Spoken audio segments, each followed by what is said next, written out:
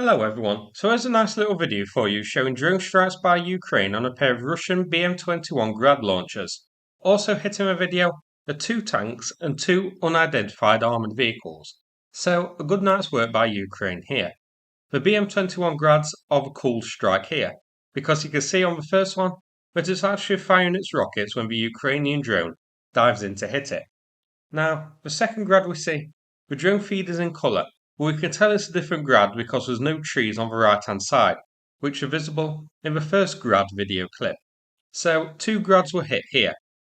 The second one is stationary, looks like it may have already been abandoned, but you can see that there are still a couple of rockets still in the tubes when the drone hits it.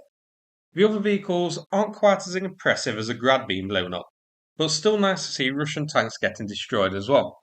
But as mentioned, the BM-21 Grads are the big one here, as these are quite dangerous weapons. Very inaccurate, but Russia doesn't really care about inaccuracy. We just fire as many of these rockets as we can at Ukrainian positions and Ukrainian towns and cause as much damage as possible. So always nice to see these go out of the way.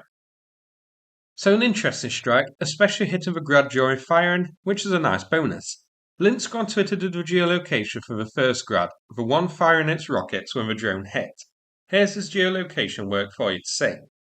And this is a spot shown on Google Maps. So the Grad was at the red marker when it was firing its rockets and then got hit by the drone.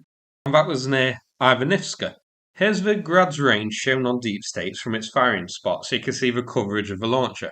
So in Ivanivska, not far from Bakhmut, the Grad has a range of just over 20 kilometers. They're very destructive weapons, but not very accurate, and the short range of a Grad lets it down and makes it very vulnerable to Ukrainian drone strikes, as we saw here. And that's also shown by the total number of Grads destroyed.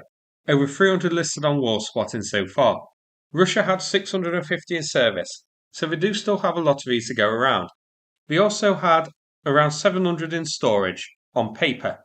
But of those in storage, a good number of them are not going to be anywhere near ready for frontline service. So that's it for this video. Hope you found it interesting. If so, please click like and subscribe. I'd appreciate it. Thanks very much and take care everyone.